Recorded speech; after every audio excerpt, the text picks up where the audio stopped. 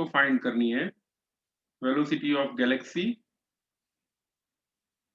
With respect to us, यानी earth ले लेते, ठीक है। ये हमको फाइंड करना है। So that sodium line at 589 nanometre, यानी लैम्बडा दिया हुआ है सोडियम के लिए 589.0 नैनोमीटर इज ऑब्जर्व्ड एट, यानी लैम्बडा ऑब्जर्वर के लिए is 589.6 nanometre.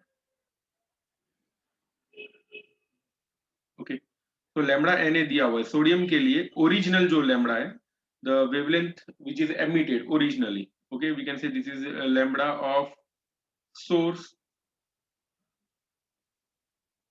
Is lambda of source, और ये है लैम्बडा ऑफ ऑब्जर्वर। यानी ओरिजिनली जो वेवलेंथ है वो इतनी है 589 नैनोमीटर, और जो ऑब्जर्व हो रही है इट इज 589.6। बताओ ऐसा क्यों होगा, why we are observing a different wavelength, अलग वेवलेंथ हमको क्यों मिलेगा?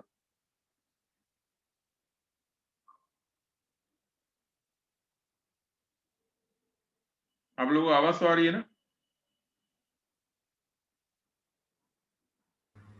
सर एक्चुअली मेरा वाईफाई चालू बंद हो रहा है, तो क्वेश्चन क्या था? Okay, no problem. यस, तो ये बताओ ऐसा क्यों होता है, what is the reason behind this thing कि ओरिजिनल वेवलेंथ अलग है but observed wavelength is different.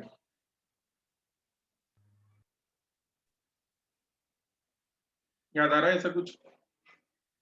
Wavelength अलग होती है कुछ ऑब्जर्व्ड से, चलो फ्रीक्वेंसी अलग होती है ऐसा हमको पता है, frequency emitted from source differs from the frequency experienced bye listener, ऐसा कब पढ़ा था? Doppler's effect. Very good, Doppler's effect. इसमें भी डॉपलर्स इफेक्ट होगा।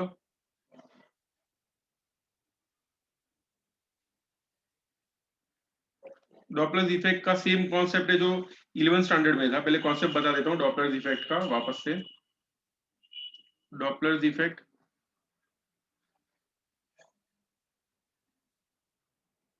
डॉपलर इफेक्ट से भी ये पता चलता है that light is having wave nature. ऐसा है ना, एक्चुअली केमिस्ट्री में शायद आप लोगों ने पढ़ा होगा पहले ड्यूअल नेचर ऑफ लाइट,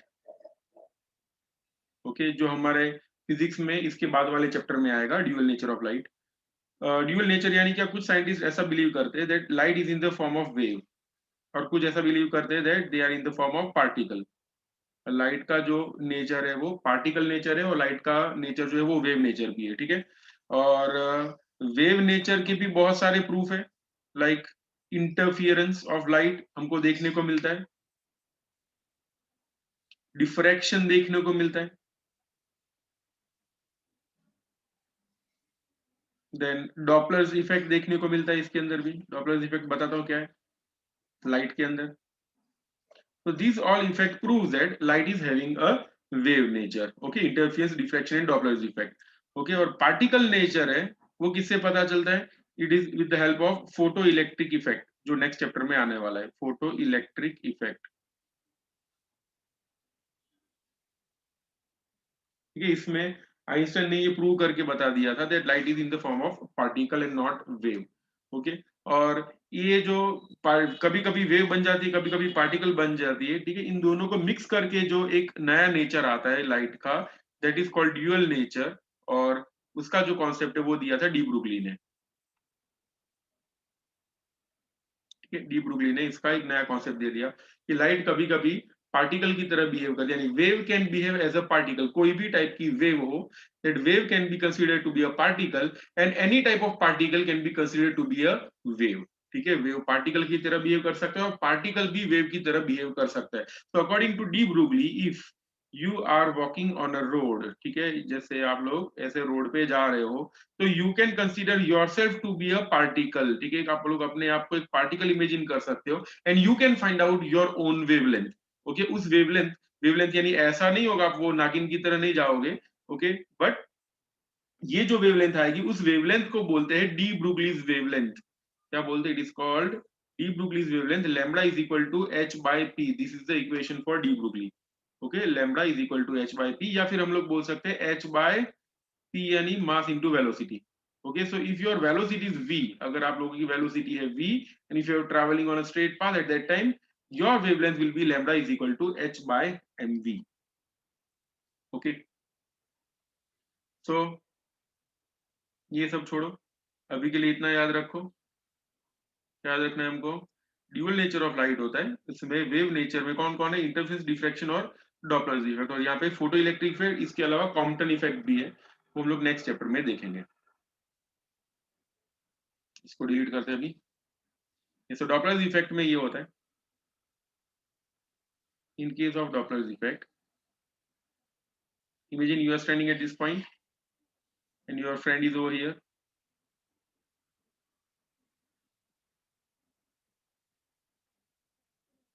आप अपने फ्रेंड पे बलून फेंक रहे हो, तो सपोज इमेजिन करो 2 balloons per second, 2 balloons per second, यानी आपकी फ्रीक्वेंसी है f is equal to 2 balloons per second. Okay, तो इसको भी जो एक्सपीरियंस होगा, we can say frequency of source is equal to frequency of observer. समझ में आ रहा है, जितनी फ्रीक्वेंसी से ये सोर्स थ्रो कर रहा है बलून को, वो वाटर वाले बलून होते हैं ना, वो गोली वाले, वैसा इमेजिन करना। ओके, पत्थर बोलता तो फिर लग जाता है, इसलिए बलून बोला है। तो frequency of source is equal to frequency of observer. But अगर आपका फ्रेंड आपकी तरफ दौड़ता हुआ आ जाए, like this, if your friend is moving towards you, okay, in that case your friend will experience more balloons per second। समझ में आ रहा है, उसको एक सेकंड में कुछ ज्यादा बलून लगेंगे। Okay, in that case we can say that frequency of observer will be greater than frequency of source, यानी जो उसको जो ऑब्जर्व कर रहा है, वो जो एक्सपीरियंस कर रहा है, पहले 2 बलून्स पर सेकंड एक्सपीरियंस कर रहा था, पर जब वो हमारी नजदीक आ रहा है, that time he will experience more balloons पर सेकंड। एंड सिमिलरली ये कब आएगा, when it is moving nearer, अगर दूर जा रहा है अवे, तो क्या होगा, he will experience less balloons पर सेकंड। ओके, तो frequency of observe is greater than frequency of source when the balloon is coming, when the person is coming nearer, जब दूर जाएंगे तो फ्रीक्वेंसी जो एक्सपीरियंस होगी वो थोड़ी कम होगी।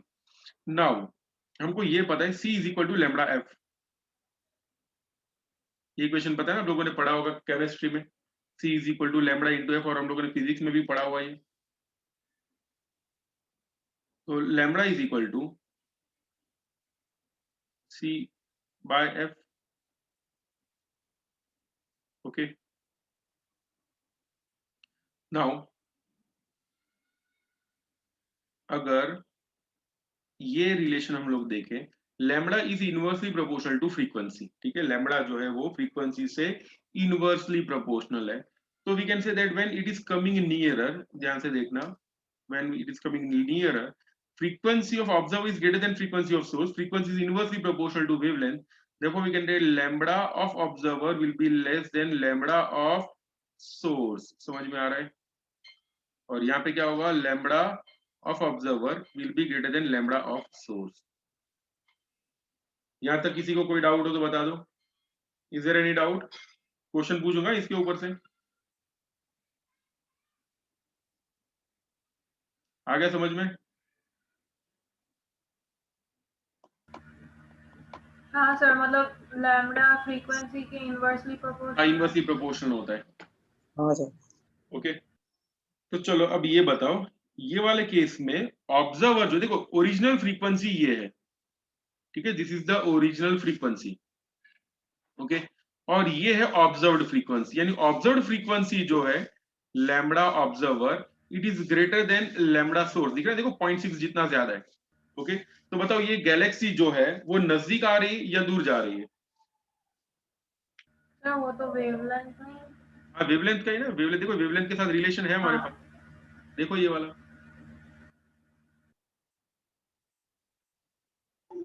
अवे जाएगी। अवे जाएगी, सही है।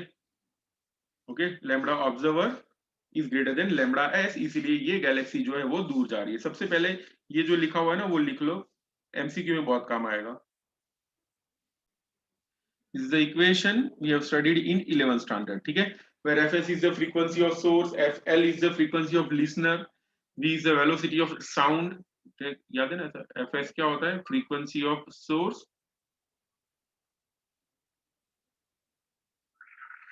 fl क्या होगा, it is called frequency of listener, v क्या होता है यहाँ पे, velocity of sound, vl is velocity of listener and vs is the velocity of source। ठीक है, ये हम लोगों ने 11th स्टैंडर्ड में पढ़ा था। सेम डिटो इक्वेशन हम लोग 12th स्टैंडर्ड में देखेंगे। ये हमको प्रूव नहीं करना है, ठीक है, we are not suppose to prove this equation, वो 11th में कर चुके हैं, अब ये प्रूव नहीं करना है। डायरेक्टली फॉर लाइट हम लोग लिख सकते हैं, दिस इज फॉर साउंड, ठीक है, दिस इज फॉर साउंड, ये साउंड के लिए, इसलिए यहाँ पे वेलोसिटी ऑफ साउंड लिखा हुआ है। Okay, this is velocity of sound. Okay, तो वैसे 12th में हम लोग पढ़ेंगे लाइट के लिए। तो फॉर लाइट बताएगा कोई इक्वेशन कैसे लिखेंगे, कैसा दिखेगा equation for light?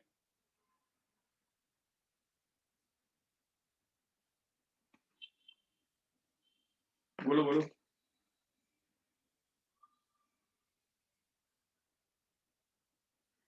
Frequency of source upon v क्या है यहाँ पे, वेलोसिटी ऑफ साउंड है ना, v is the velocity of sound. तो यहाँ पे क्या लिख देंगे, वेलोसिटी ऑफ लाइट हो जाएगा c। वेलोसिटी ऑफ लाइट क्या होती है, c प्लस यहाँ पे velocity of source is equal to, बोलो यहाँ पे क्या आएगा, ऊपर क्या लिखेंगे, fl fl, लाइट को हम लोग लिसन करेंगे, fv fv का मीनिंग क्या होगा, visible frequency, frequency of observer, frequency experienced by observer. ठीक है, ये साउंड के केस में हम लोग लिसन कर रहे थे, इसलिए एल फॉर लिसन, और यहाँ पे क्या हो जाएगा, ओ फॉर ऑब्जर्व। ठीक है, we are observing the light, तो एफओ हो जाएगा by C plus velocity of observer. तो फॉर लाइट याद रखना ये वाला इक्वेशन, और ये वाला इक्वेशन भी याद रखने की जरूरत नहीं है, सिर्फ एक ही इक्वेशन आपको मेमोराइज करना है, वो मैं डिराइव करके बता रहा हूँ, डेरिवेशन एग्जाम में नहीं आएगा, बट कॉन्सेप्ट से समझोगे तो थोड़ा मजा आएगा। ठीक है, ये समझ में आ गया? अब देखो, we can write therefore FO by FS, यानी frequency experienced by observer upon frequency emitted by source is equal to C plus VO by C plus VS। सही है ना? तो बताओ फ्रैक्शनल चेंज कितना हुआ, फ्रैक्शनल चेंज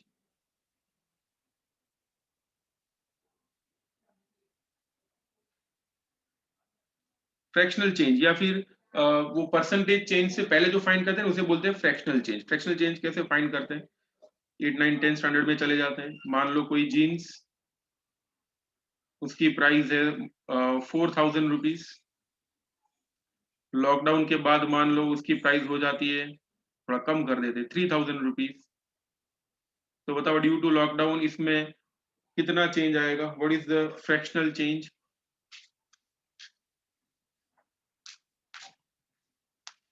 बोलो कितना फ्रैक्शनल चेंज आया इसके अंदर।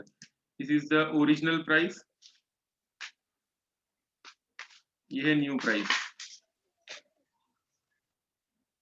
1000 रुपीज का नहीं, वही 1000 rupees is the change in price, I am talking about fractional change. 1/4 1/4 1/4, yes 1/4 सही है। 1/4 जो ओरिजिनल प्राइस थी वो कम हो गई, that is the correct answer. ठीक है, तो फ्रैक्शनल चेंज कैसे आएगा, तो फ्रैक्शनल चेंज के लिए फॉर्मूला क्या होगा याद रखना, फ्रैक्शनल चेंज यानी चेंज फाइंड करो अपॉन ओरिजिनल यानी इनिशियल वैल्यू। ठीक है, चेंज अपॉन ओरिजिनल जो वैल्यू होगी that will give us the fractional change. जैसे इस केस में चेंज कितना हुआ 4000 और ओरिजिनल कितना, सॉरी चेंज हुआ 1000 और ओरिजिनल कितना था 4000। ओके, तो ये कितना होगा 1/4, तो फ्रैक्शनल चेंज इज 1/4। ओके, तो वैसे ही ओरिजिनल जो फ्रीक्वेंसी सोर्स ने एमिट की थी that is FS, FS is the original frequency, source की frequency. FO is the frequency observed.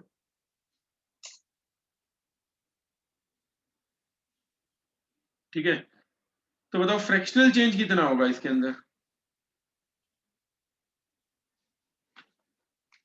What is the fractional change?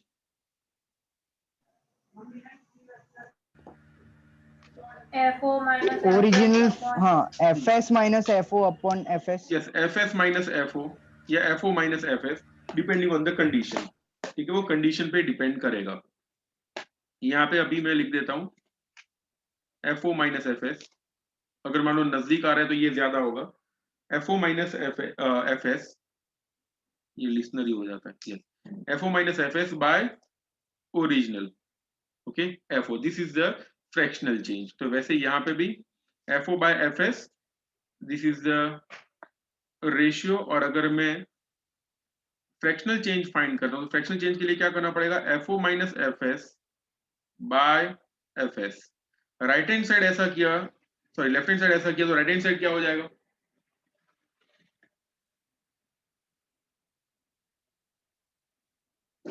VO minus VS. C plus VO minus C minus VS by C plus VS। समझ में आ रहा है?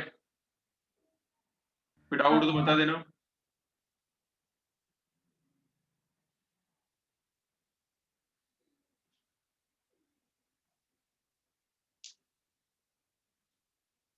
चलो अभी इसमें ये CC कट हो जाएंगे, we get VO minus VS यानी delta F, okay, change in frequency upon original frequency. ये मैंने कुछ गलत लिखा इधर, FO नहीं आएगा इधर, FS आना चाहिए, फ्रीक्वेंसी ऑफ सोर्स। अब सही है। यस, तो delta FS by FS is equal to कितना होगा? It will be VO minus VS by C plus VS। यहाँ तक समझ में आ रहा है? Yes, डाउट है sir. किसी को?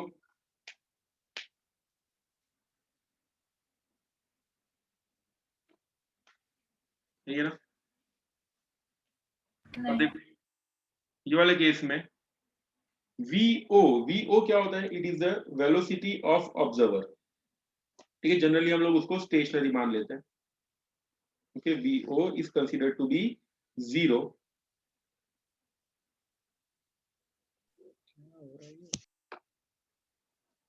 तो VO की वैल्यू जो होगी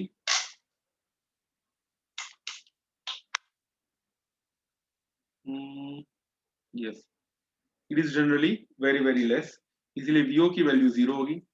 और एक बात, C प्लस VS कितना होगा? VS क्या होता है? It is velocity of source. और ये वाला C क्या होता है? It is the velocity of light. Velocity of source, source generally क्या होता है? It may be a star, it may be a कोई एक मेटियोर हो सकता है, ऐसा कुछ भी हो सकता है। तो इन दैट केस उसकी वेलोसिटी जो भी होगी वो लाइट की वेलोसिटी की कंपैरिजन में हम लोग निग्लेक्ट कर सकते हैं। समझ में आ रहा है? ये जो है we can neglect velocity of source. यहाँ पे जो लिखा हुआ है उसको हम लोग निग्लेक्ट कर सकते हैं। क्यों निग्लेक्ट कर सकते हैं? बिकॉज हम लोग उसको ऐड कर रहे हैं किसके साथ?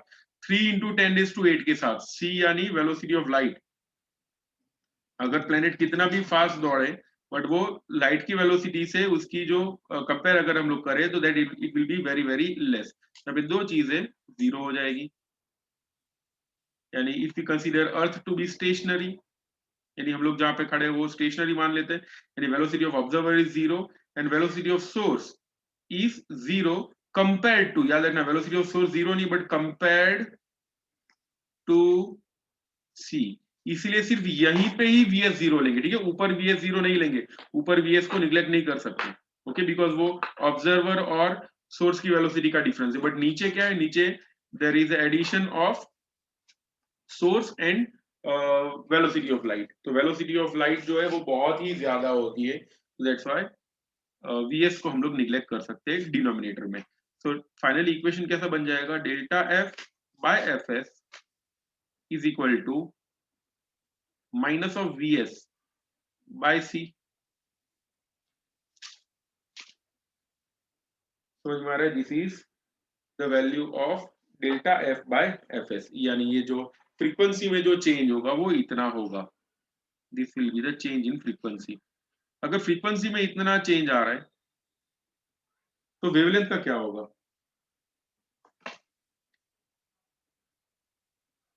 सोचो, पहले ये लिख लो इतना यहां तक, 12th वाला ही लिखना है, 11th वाला नहीं लिखना है। ओके, ओनली 12th वाला लिखो, लिख लो जल्दी से, देन रेज योर हैंड। तो सिर्फ आपको ये याद रखना है, ठीक है, पूरा डेरिवेशन याद नहीं रखना है।